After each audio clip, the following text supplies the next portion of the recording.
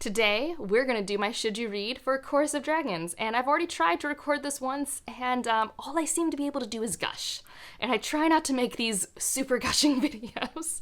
I try to make it so you can, hear about my thoughts and then, put them into your own headspace and figure out, yeah, I like those things, I don't like those things. And, basically I just kept going, it's so good, which is not very helpful. So, top of the video, my thoughts on this series. Favorite of all time. I love all of these characters. The reason I'm making this video is I want people who it could potentially be a favorite for to pick it up. Because I know, at least in my circles, a lot of people have tried this series and it didn't work for them, and that's completely valid. We're going to talk about the things that I think are controversial for people in this series. But I haven't been this obsessed with the series in so long. For those who maybe are new to my channel or are finding me through this video, I marathoned this entire quintet from March to the middle of May, okay? And that was in addition to reading a whole bunch of other stuff.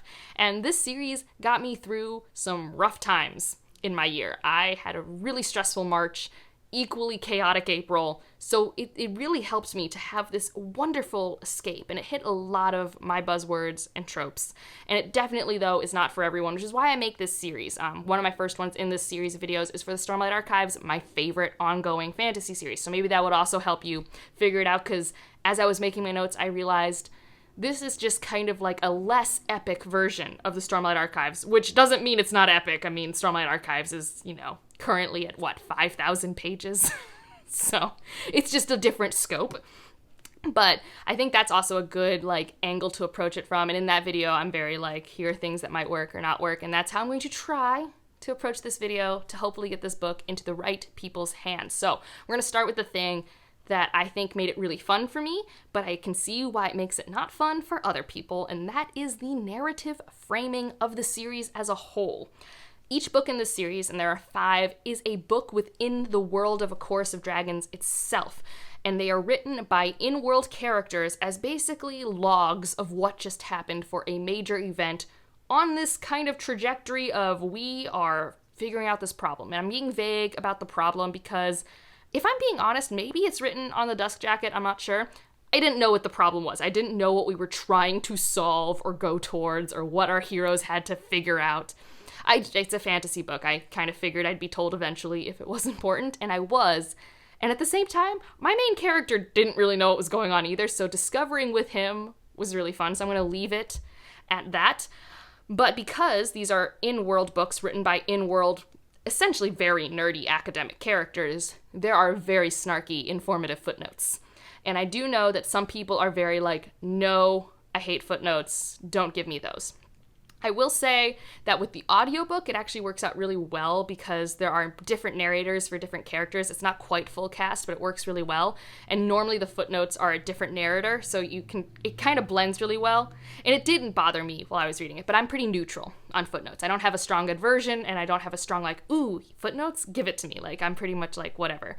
I mean, I will say, as the series progressed, I literally just kept taking pictures of pages with the footnotes to send to my friends because I was just cackling.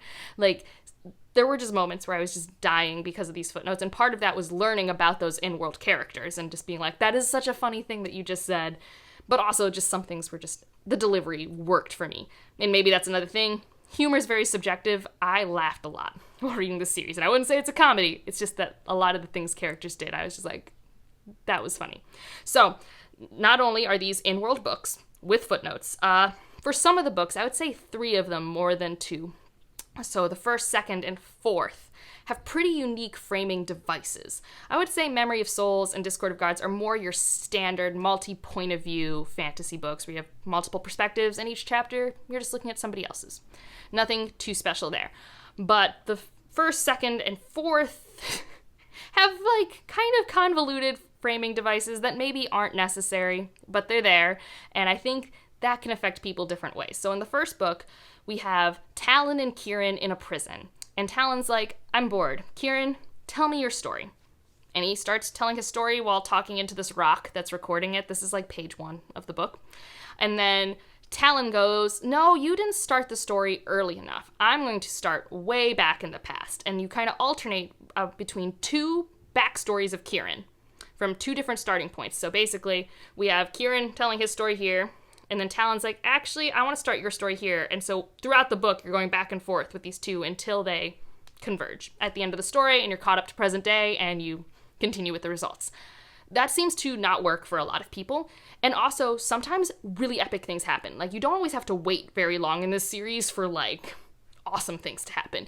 Like, there are dragons, there are magical creatures, there are really cool magical artifacts. All of these things happen fairly often in the story. Like, in 150 to 200 pages, you will be experiencing wonderful fantasy adventure epic levels, okay? It happens fairly often, but there are also quiet moments, coming of age moments, training moments, and so the pacing, I think, varies a lot, and with anything with two timelines, two perspectives, you might like one more than the other, and that's going to affect your pacing enjoyment of the first book. I love Kieran. The first book's about Kieran. It was fantastic, okay? So that's kind of an example. I think for me, the narrative framework is actually the weakest in The Name of All Things, which is one of my favorite books, so it's weird, but I really didn't love its execution in terms of just the framing device. So in Name of All Things, we meet Janelle, who is a different main character in this series, and basically she's at a bar and telling stories with someone else, and they just keep going back and forth telling stories at this bar, and it's from two different perspectives, and it's just kind of clunky how they pass off telling the story. So those are two examples of these narrative framings that I can get into without being super spoilery.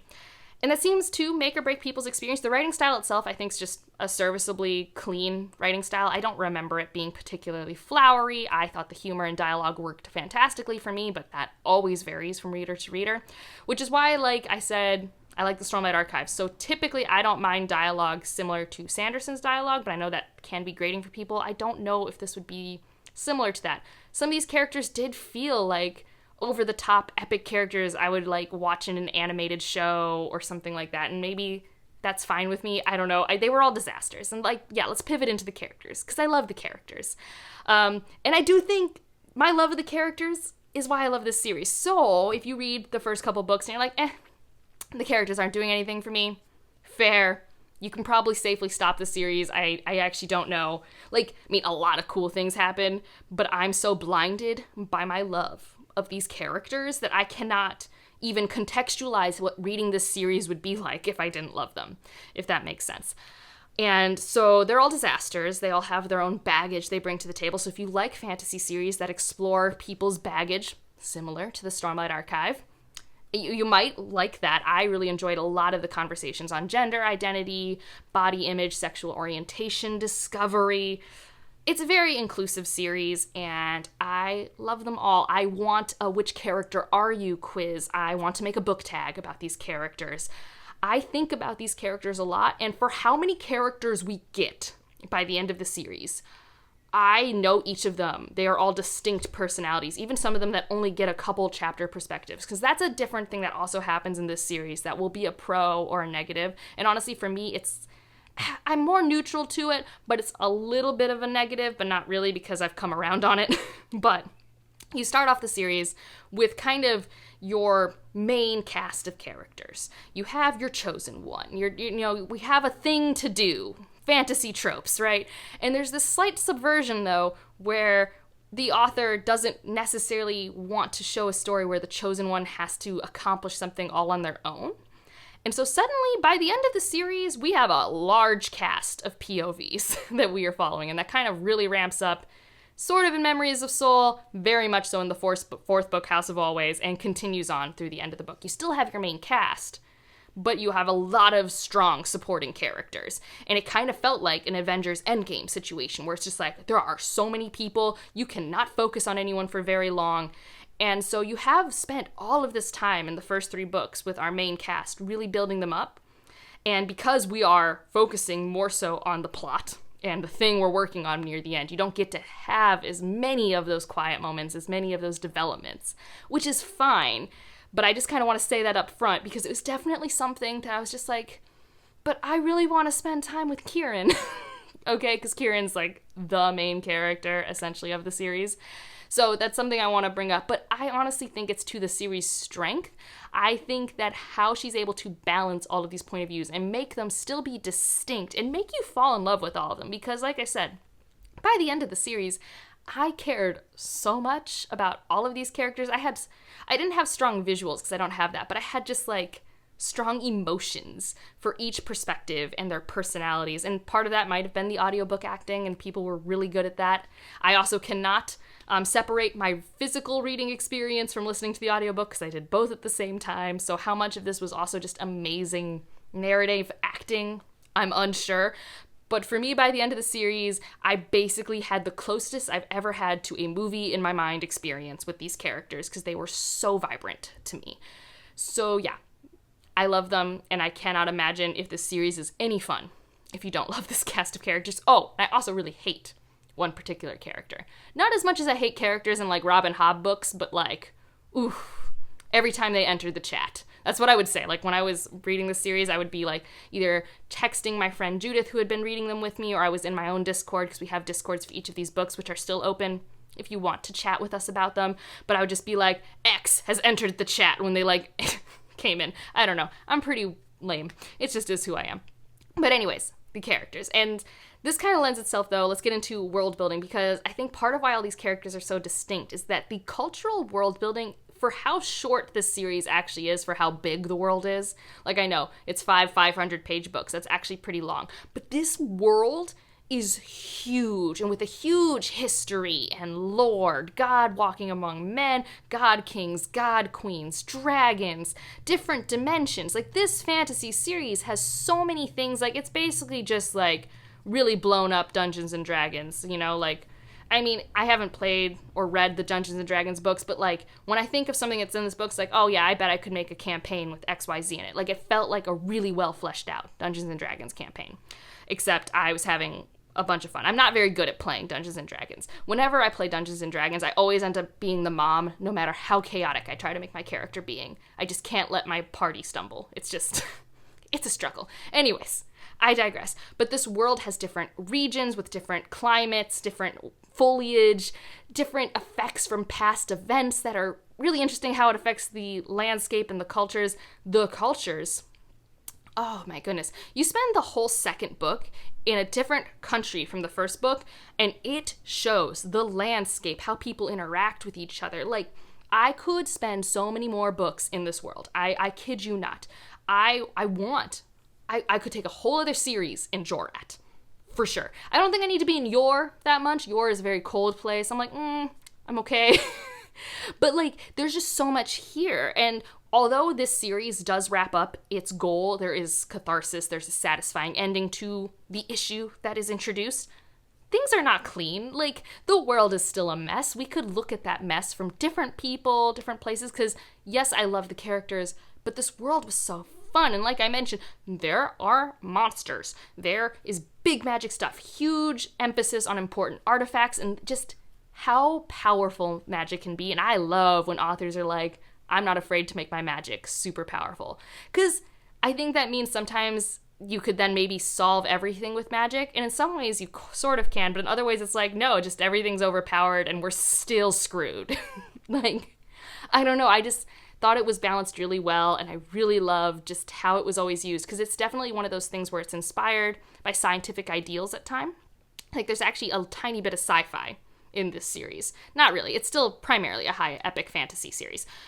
But it's grounded in rules, but also we don't really know all the rules, so it's allowed to, like, stretch. And I just think that balance is so fun. I was having a blast. I really was. Oh, we're starting to get into the gushing section of this all. So I want to wrap this up by discussing some of the themes I think this series really handles in interesting ways, and partially also why I really enjoyed it.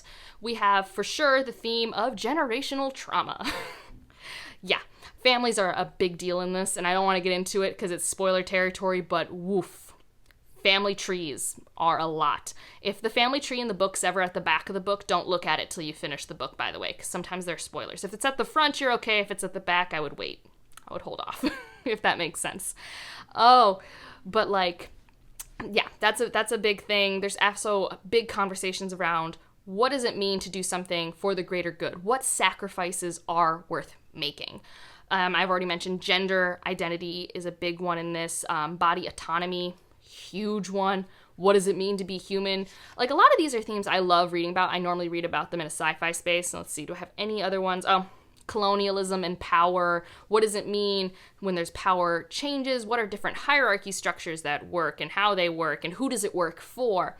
All of these things are explored while we're just doing kind of your typical coming of age, chosen one adventure fantasy story. Like, it's subversions of that, but I mean, that's also like what it is. Okay? I love this series. It's a fantastic time. I totally get why it's not for everyone. If you have tried this series and have had issues, feel free to tell me about that in the comments below, spoiler free, if you can. If you want to talk spoilers, just come find me in the Discord. Like I said, we have chats for each of them and just spoiler mark things. If you are still curious about this series and have other specific questions, feel free to ask me and I will answer down below. And if you just want to leave an emoji to let me know you're here, leave a dragon emoji because Chorus of Dragons. And I can confirm this is a book with a dragon on the cover that has dragons. Okay? Like, the marketing did not lie to us here. Like, there are so many dragons. It's, like, fantastic how many dragons there are. And, like, just such a fun, wonderful time. Like, when I say, like, I had a movie in my mind, like, the climactic scenes at the ends of some of these books are the most visual things I've ever seen, okay? And I don't visualize really well, but I just felt in it. I was in there with the stakes and the things were happening.